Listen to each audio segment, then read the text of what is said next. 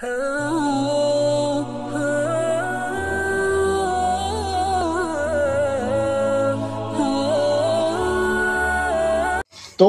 ایمان کا مسئلہ ہے، ایمان کا کے لیے خطرات ہیں دنیا میں۔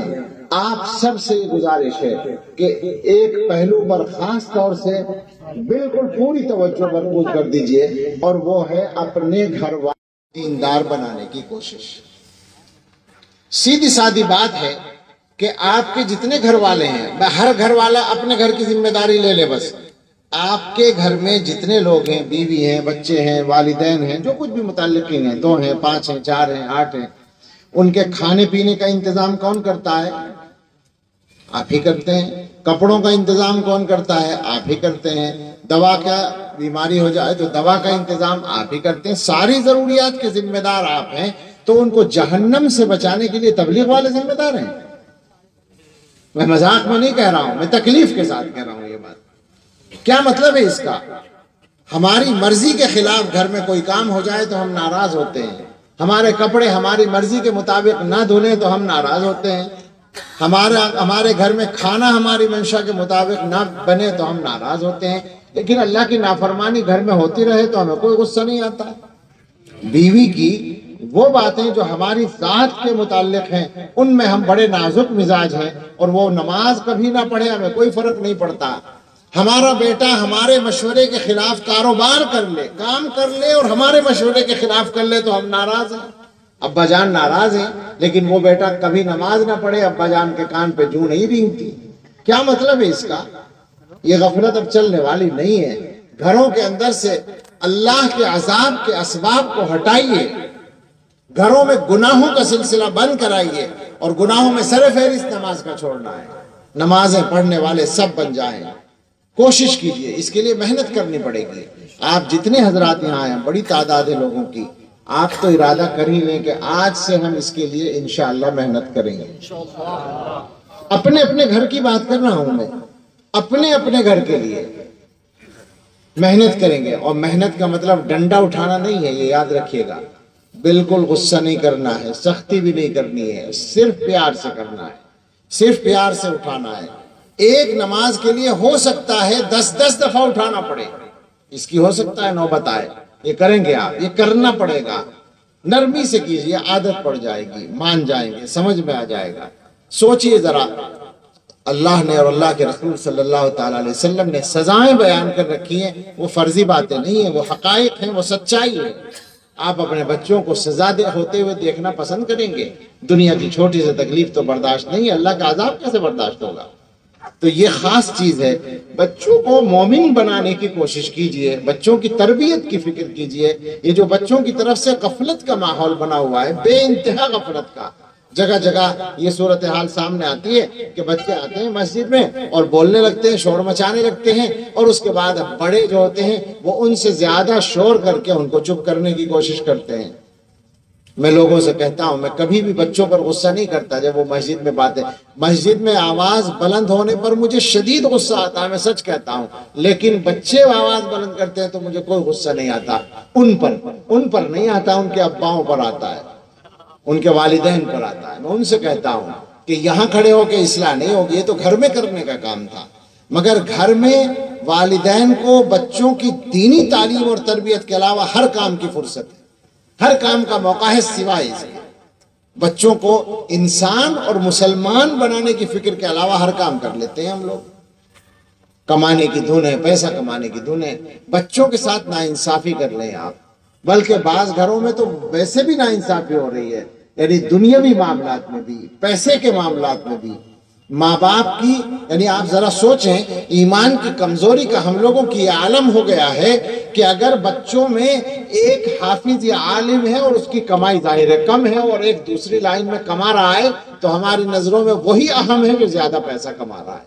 جبکہ یہ بات تقریباً یقینی ہے کہ آخرت میں زیادہ وہ کام آئے گا جو دیندار ہے۔ ایسے بہت سارے گھر ہیں جن کے اندر یہ توازن گڑبڑ ہے، اونچ نیچ بڑھتی جا رہی ہے اولادوں کے درمیان۔ حیرت ہوتی ہے اولادوں کے درمیان آدمی کیسے فرق کرتا ہے، کیسے ناانصافی کرتا ہے۔ ایمان کی کمزوری کے علاوہ اسے اور کچھ نہیں کہا جا سکتا۔ ایمان کو بچائیے، اپنے ایمان کو بچائیے، اپنے بچوں کے ایمان کو بچائیے، اپنے نسلوں کے ایمان بچانے کا انتظام کیجیے۔ یہ مدرسے ایمان بچانے کے ذرائع میں سب سے مضبوط ذریعہ ہیں، یہ بات اچھی طرح سے یاد رکھیں۔ سارے جتنے بھی شعبے ہیں دین کے وہ سب اسی مقصد کے لیے ہیں، اور الحمدللہ ہمارا سب سے تعلق ہے، لیکن جو بنیادی ذریعہ ہے وہ یہ دین کی تعلیم ہے۔ اس کے لیے آپ بچوں کو پڑھانے کے ساتھ ساتھ مدرسوں کے تعاون کی محنت بھی جاری رکھیں۔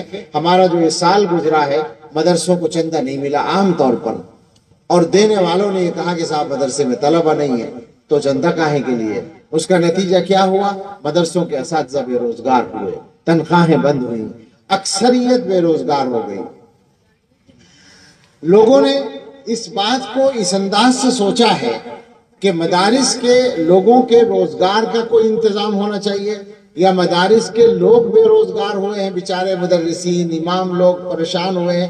اس پہلو سے ہمدردانہ باتیں ہوئی ہیں، لیکن میں اس پہلو کا دوسرا رخ سامنے رکھنا چاہتا ہوں، بات مجھے ختم کرنی ہے۔ وہ یوں ہے کہ اصل نقصان ان لوگوں کا نہیں ہوا ہے جن کی تنخواہیں بند ہوئی، انہوں نے تو ظاہر ہے اپنے گھر کے خرچوں کے لیے مجبور ہو کر مزدوری شروع کر دی، انہوں نے روزگار کے دوسرے ذرائع اختیار کرنے شروع کر دیے۔ نقصان ان بچوں کا ہوا ہے جن کو پڑھا رہے تھے اور نہیں پڑھا سکے، اور یہ نقصان وقتی نہیں ہے۔ میں آج کل حضرت تھانوی رحمۃ اللہ علیہ کا وہ مقولہ بھی سنا رہا ہوں جو 100 برس پہلے تقریباً انہوں نے فرمایا تھا میرٹھ میں۔ کوئی بات تھی شاید مدرسوں کے خلاف کچھ چل رہی ہوگی بات، تو حضرت تھانوی رحمۃ اللہ علیہ نے فرمایا تھا کہ تم لوگ جلسہ کر کے طے کر لو اور اعلان کر دو کہ ہم مدرسوں کو چندہ نہیں دیں گے، تو ہم مدرسے والے جو ہیں ہم میں سے کوئی آٹے کی دکان کھول لے گا، کوئی چاول کی دکان کھول لے گا، اپنے روزگار کا ہم انتظام کر لیں گے، لیکن تمہارے بچے 50 سال کے بعد ہندو ہوں گے، یہودی ہوں گے، عیسائی ہوں گے۔ یہ حضرت نے فرمایا تھا۔ میں آج کل اس میں ایک ترمیم کرتا ہوں، بات تو بڑوں ہی کی ہے، اتنی بڑی بات ہم اپنے سے نہیں کہہ سکتے، لیکن میں یہ کہتا ہوں کہ مسئلہ 50 سال کا نہیں رہا، 5 سال کا بھی نہیں ہے، اب تو تیار ہے معاملہ، بالکل اب تو سامنے ہے ایمان کا خطرہ۔ تو اس لیے اس مسئلے کو مدرسین کے روزگار کا مسئلہ نہ جان کر اپنے بچوں کے اور نسلوں کے ایمان کا مسئلہ سمجھ کر دیکھیے۔ اور ایک پہلو اور ہے، یہ اللہ تعالیٰ کی طرف سے عجیب و غریب توفیق ہے، مسلمانوں کو آپ ہی تو چندہ دیتے ہیں، مدرسوں کو آپ ہی چلاتے ہیں۔ میں بہت دنوں پہلے سنایا کرتا تھا کہ ایک امریکہ کے افسر آیا تھا ہمارے یہاں، اس نے مجھ سے پوچھا تھا کہ کتنا بجٹ ہے مدرسوں کا پورے ہندوستان، بلکہ پہلے پوچھا اس نے کتنے مدرسے ہیں، میں نے کہا مجھے نہیں پتا، لاکھوں ہیں۔ کہا مدرسوں کا بجٹ کتنا ہے، میں نے کہا جب تعداد ہی نہیں معلوم تو بجٹ میں کیا بتاؤں گا، لیکن بہت بڑا بجٹ ہے، خربوں میں ہے۔ اس نے کہا دیوبند کا دارالعلوم کا کیا بجٹ ہے، جو بتا میں نے بتا دیا، اور میں نے کہا دارالعلوم کا بجٹ تو سب سے بڑا ہے، لیکن اس کے قریب یا اس سے کچھ کم یا آدھا چوتھائی کروڑوں کے بجٹ والے بہت سارے مدرسے ہیں، لاکھوں والے تو لاکھوں ہیں۔ تو سارا سوچ کے اس نے ایک اپنے ذہن میں ایک اندازہ کیا، کیلکولیٹ کیا کہ صاحب کتنا ہو سکتا ہے، اور اس کے بعد وہ کہنے لگا یہ سارا پیسہ کہاں سے آتا ہے؟ میں نے کہا عوام کے چندے سے آتا ہے، من تبرعات الشعب المسلم۔ تو اس نے عربی میں بات کر رہا تھا، اصل میں مجھ سے بات اس لیے ہو رہی تھی، اس نے کہا کہ سمجھ میں نہیں آتا، یہ بات سمجھ میں نہیں آتی۔ تو میں نے کہا کہ آپ کی سمجھ میں کیا ہے کہ ہماری سمجھ میں نہیں آتی؟ ہم کیا سمجھائیں آپ کو کہ کہاں سے آتا، کیسے آتا ہے؟ یہ مسلمان اتنا بڑا خرچہ کیسے اٹھاتے ہیں، یہ سمجھ میں نہیں آتا، نہ آ سکتا ہے۔ وہ پریشان ہیں، اور اب تو مطلب یہ ہے کہ ہاتھ ڈالنے کی کوششیں ہیں، قدغن لگانے کی کوششیں ہیں، اللہ تعالیٰ ان کوششوں کو ناکام فرمائے۔ میں کچھ اور یہ کہہ رہا تھا کہ آپ ہی دیتے ہیں، اللہ تعالیٰ کی طرف سے آپ کے کاروبار کی برکت کا یہ انتظام ہے۔ میں مبالغہ نہیں کرتا، نہ میں چندہ کرنے بیٹھا ہوں، میں نے زندگی پر چندہ نہیں کیا، لیکن میں یہ بات آپ کے ذہن میں ڈالنا چاہتا ہوں کہ مدرسوں کا تعاون اگر آپ کرتے ہیں تو گویا اپنے کاروبار کو محفوظ بنانے کا انتظام کرتے ہیں۔ میں نے دنیا بھر میں مختلف ملکوں میں کہیں یعنی باقاعدہ اس کا جائزہ لینے کی کوشش کی، کہیں کوئی آدمی ایسا نہیں ملا جو اللہ کی راہ میں زیادہ خرچ کرنے کی وجہ سے غریب ہو گیا ہو، اس کا کاروبار کم ہو گیا ہو۔ ہاں ایسے لوگ دسیوں نام میں آج بتا سکتا ہوں کہ اللہ کی راہ میں زیادہ خرچ کرنے کی وجہ سے کاروبار ہر سال بڑھتا چلا گیا اور 10 سال میں زمین سے آسمان پر پہنچ گیا. یہ پکی بات ہے. تو اللہ کی طرف سے یہ انتظام ہے. چونکہ ایک آدمی اپنی ضرورت کے لیے کماتا ہے، وہ ذاتی ضرورت ہے، لیکن جب وہ اسی میں سے کچھ پیسہ اللہ کے دین کی اشاعت میں دیتا ہے تو اس کا مطلب یہ ہے کہ اس نے اپنے پیسوں کو دائمی بنا لیا. ایک تو ثواب کے لیے وہ جمع ہو گیا اور اس کے بعد واپس بھی مل جاتا ہے جو دنیا میں انسان خرچ کرتا ہے. تو اس نظریے سے مدارس کا تعاون کرتے رہیے، زیادہ سے زیادہ کیجیے، اور ہم سب مل کر یہ بھی دعا کریں کہ اللہ تعالیٰ اس طرح کے حالات دوبارہ نہ لائے. ہم آزمائشوں کے لائق نہیں ہیں، ہم بڑے کمزور لوگ ہیں. ہم تو سچی بات ہے اپنے اللہ سے یہی کہتے ہیں کہ اللہ ہم آزمائش کے لائق نہیں ہیں، ہمیں آزمائش سے بچائے رکھیے، اپنا فضل فرمائیے، آسانی عطا فرمائیے. بس یہ 2-3 باتیں، اس میں بھی کچھ دیر ہو گئی. اللہ تعالیٰ اپنے فضل سے قبول فرما لے اور دلوں میں اتار دے اور ہمیں عمل کی توفیق دے اور اس مدرسے کو اللہ قبول فرمائے. آمین. وآخر دعوانا ان الحمد للہ رب العالمین. الحمد للہ رب العالمین والصلاة والسلام علی سیدنا محمد وآلہ واصحابہ اجمعین. یا رب لک الحمد کما ينبغی لجلال وجہک وعظیم سلطانک. ربنا آتنا فی الدنیا حسنة وفی الآخرة حسنة وقنا عذاب النار. اللهم أصلح لنا ديننا الذي هو عصمة أمرنا، وأصلح لنا دنيانا التي فيها معاشنا، وأصلح لنا آخرتنا التي فيها معادنا، واجعل الحياة زيادة لنا في كل خير، واجعل الموت راحة لنا من كل شر. اللهم آت نفوسنا تقواها وزكها أنت خير من زكاها، أنت وليها ومولاها. اللهم إنا نسألك الهدى والتقى والعفاف والغنى. اللهم أعنا على ذكرك وشكرك وحسن عبادتك. اللهم أعنا على ديننا بالدنيا وعلى آخرتنا بالتقوى. اللهم إنا نسألك الفوز في القضاء ونزل الشهداء وعيش السعداء ومرافقة الأنبياء والنصر على الأعداء، إنك سميع الدعاء. اللهم إنا نعوذ بك من جهد البلاء ودرك الشقاء وسوء القضاء وشماتة الأعداء. اللهم إنا نجعلك في نحورهم ونعوذ بك من شرورهم. اللهم إنا نجعلك في نحورهم ونعوذ بك من شرورهم. اللهم إنا نجعلك في نحورهم ونعوذ بك من شرورهم. اے اللہ یہ ساری دعائیں ہم سب کے لیے اور پوری امت کے لیے قبول فرما لیجئے. اے اللہ ہمارے گناہ معاف کر دیجئے. اے اللہ ہماری غفلت دور کر دیجئے. اے اللہ ہمیں حالات کی سنگینی کا احساس عطا فرما دیجئے. اے اللہ آنے والے وقت کے اعتبار سے ہمیں کام کرنے کی توفیق عطا فرما دیجئے. اے اللہ راضی ہو جائیے ہم سب سے اور راضی ہو جائیے پوری امت سے. اے اللہ ہم سب کے گناہوں کی معافی چاہتے ہیں، اپنا فضل فرما دیجئے. اے اللہ آپ کی ذات بے نیاز ہے، ہم آپ کا شکر ادا کرتے ہیں کہ آپ نے ایمان دیا ہے، آپ نے دین سے جوڑا ہے. اے اللہ شکر ادا کرتے ہیں آپ نے ہدایت دی ہے، آپ نے قرآن دیا ہے، آپ نے ایمان دیا ہے، آپ نے اہل و عیال دیے ہیں. اے اللہ آپ نے ہدایت دی اور اے اللہ آپ نے ہمارے گناہوں پر اور عیبوں پر پردہ ڈالا. ان ساری نعمتوں پر آپ کا شکر ادا کرتے ہیں اور پھر بھیک مانگتے ہیں آپ سے استقامت کی. اے اللہ اپنے فضل سے ہم سب کو، ہمارے گھر والوں کو، ہماری نسلوں کو اور ساری امت کو دین پر، ایمان پر کامل استقامت عطا فرما دیجئے. اللہ اس سلسلے میں آزمائشوں سے بچائے رکھیے. اللہ ہمیں معلوم ہے آپ کے کچھ بندے سخت سے سخت آزمائشوں میں بھی ثابت قدم رہتے ہیں. اس زمانے میں بھی ایسے بندے موجود ہیں، لیکن اللہ ہم اپنے آپ کو ایسا نہیں پاتے.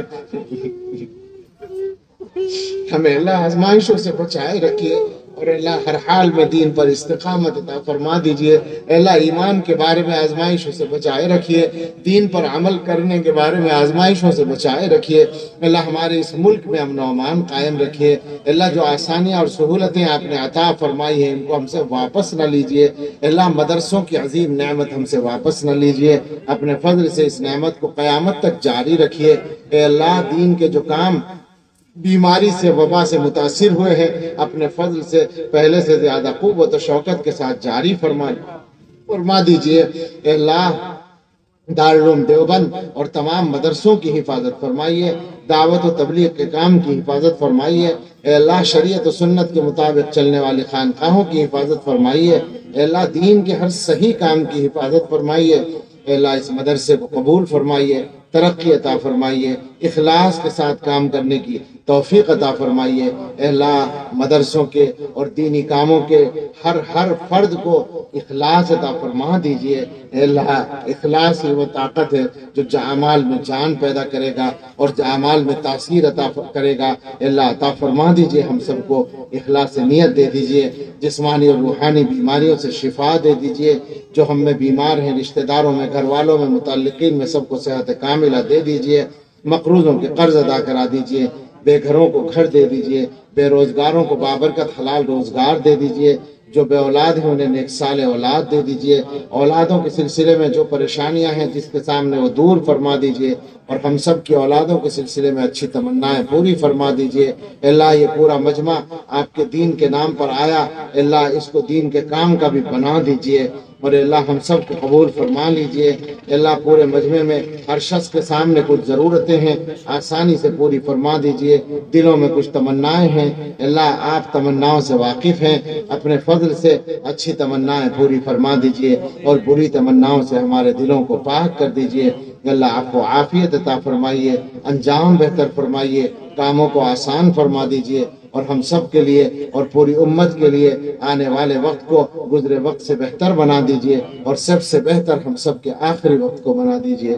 اللہم صلی علی سیدنا محمد وعلی آل سیدنا محمد صلاة تنجینا بها من جمیع الاحوال والآفات وتقضی لنا بها جميع الحاجات وتطهرنا بها من جميع السيئات وترفعنا بها عندك أعلى الدرجات وتبلغنا بها أقصى الغايات من جميع الخيرات في الحياة وبعد الممات إنك على كل شيء قدير سبحان ربك رب العزة عما يصفون وسلام على المرسلين والحمد لله رب العالمين.